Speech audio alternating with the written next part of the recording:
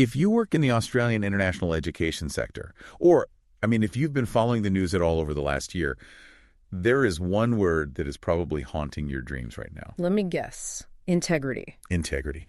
It's the buzzword of the decade. Or at least the buzzword of 2025 and 2026.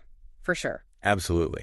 And, I think for a long time, the image of studying in Australia was sold as this sunny, easygoing experience. Come for the degree, stay for the lifestyle. So our mission today isn't to look at the travel brochure version of Australia. We are looking at the machinery. We want to unpack the rules that are, right now, keeping college owners awake at night. And making students double-check their visa conditions every morning. Exactly. Because one thing very, very clear, the Wild West days are over.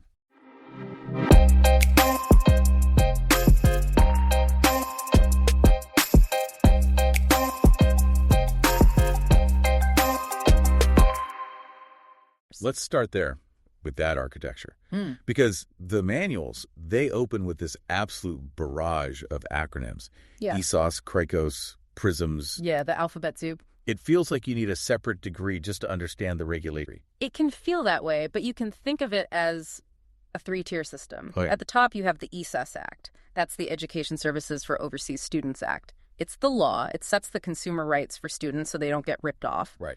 But it also dictates what a provider must do to keep their license. Okay, so ESOS is the Constitution.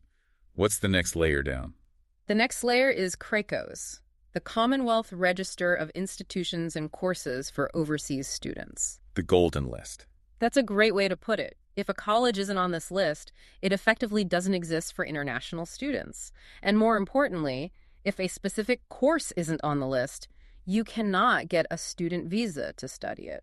So if I want to come to Australia to study, underwater basket weaving, and that course isn't CRECOS registered. You're not coming. Not on a student visa anyway. Immigration will only grant a visa for a CRECOS code. Right. And then we have the third piece, which frankly sounds the most ominous, PRISMs. PRISMs is the Provider Registration and International Student Management System. It's the computer database that ties it all together. It is the big brother of the industry.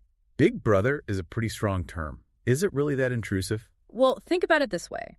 When a student is accepted, the college generates a COE, a confirmation of enrollment inside PRISMs. That code goes to immigration for the visa. But it doesn't stop there. If the student stops showing up, the college logs it in PRISMs. If they finish early, PRISMs. If they breach a rule, PRISMs. And PRISMs talks directly to the Department of Home Affairs. Instantly. It's a direct digital pipeline. There's no delay. So a college admin hits enter in Sydney, and a visa officer in Canberra knows about it. Precisely. That brings us to the Integrity Act of 2025.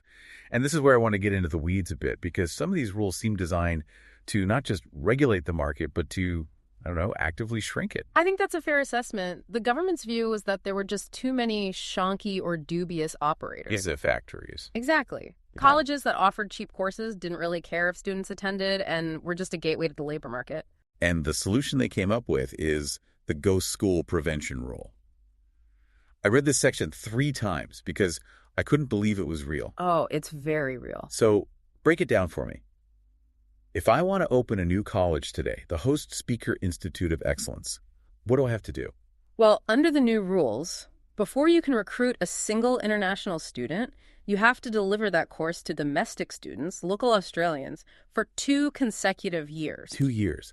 But wait, let's play this out. Sure. If I'm setting up a vocational college, why would a local Australian come to my brand new, unknown school when they could go to TAFE or some established university? That is exactly the hurdle. It is incredibly difficult. You have to prove that your education product is good enough that locals are willing to pay for it without the bonus of a visa attached. It sounds like a catch-22. Yeah. You can't get international students until you have a track record. But you can't easily build that business with just domestic students in what's already a very saturated market. So that's the point. That's the point.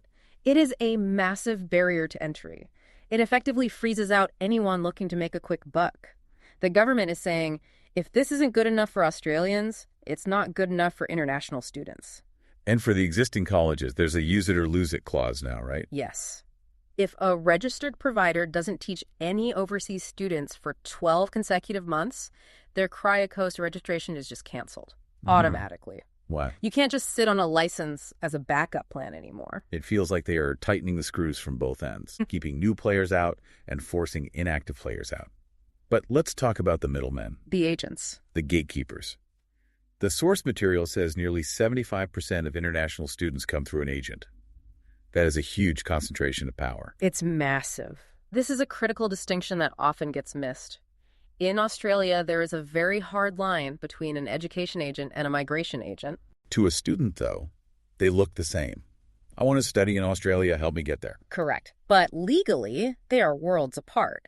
An education agent can help you apply to a university, pick a course, handle your enrollment. They can even do clerical work on your visa application, typing in your name and address. What? But, and this is the big, bold warning in the manual, they cannot give immigration assistance or advice. So if a student asks, hey, which of these two courses gives me a better shot at permanent residency, the education agent isn't allowed to answer.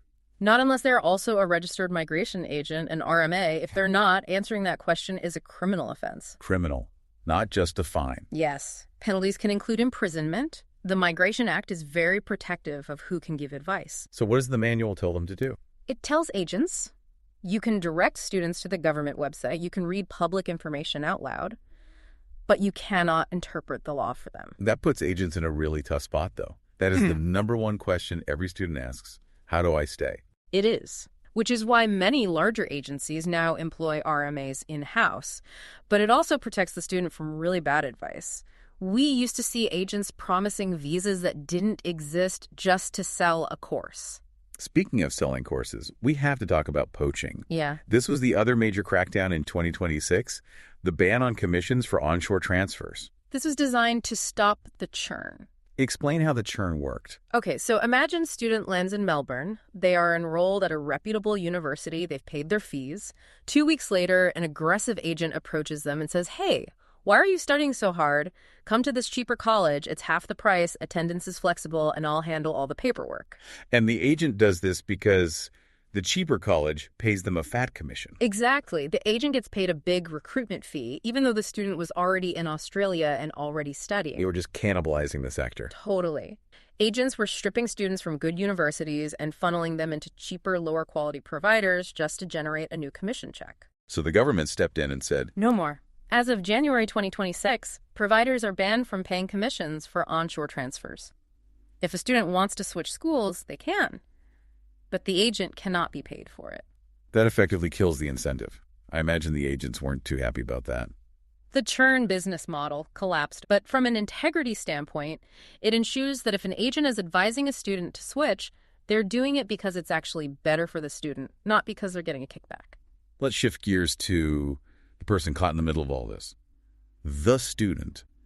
What does the integrity era look like for them? It starts before they even arrive, with the genuine student requirement, or GS. This replaced the old GTE requirement. I remember GTE, genuine temporary entrant. It always felt a bit weird, like you had to promise you didn't want to stay, even though Australia obviously wants skilled migrants. Exactly. The GTE was confusing because it forced students to pretend they had no interest in migration.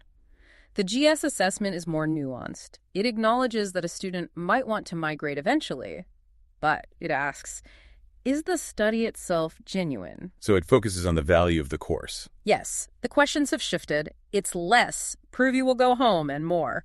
Prove that this $50,000 course actually makes sense for your career history and future.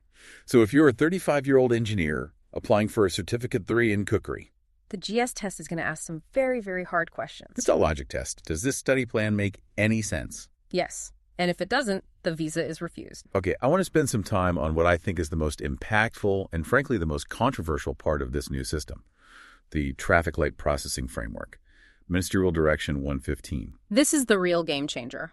The manual describes a system where colleges are rated based on their risk. But the consequences of that rating, they seem devastating. Walk us through it. So the government looks at a provider's data. Do their students finish courses? Do they just vanish? Do they have high rates of visa fraud? Based on this, the provider is assigned an evidence level. So like a risk score. Exactly. Think of it as green, amber, and red. Okay. If I'm a green provider, say a top-tier university with great stats, what happens? Your students get priority processing.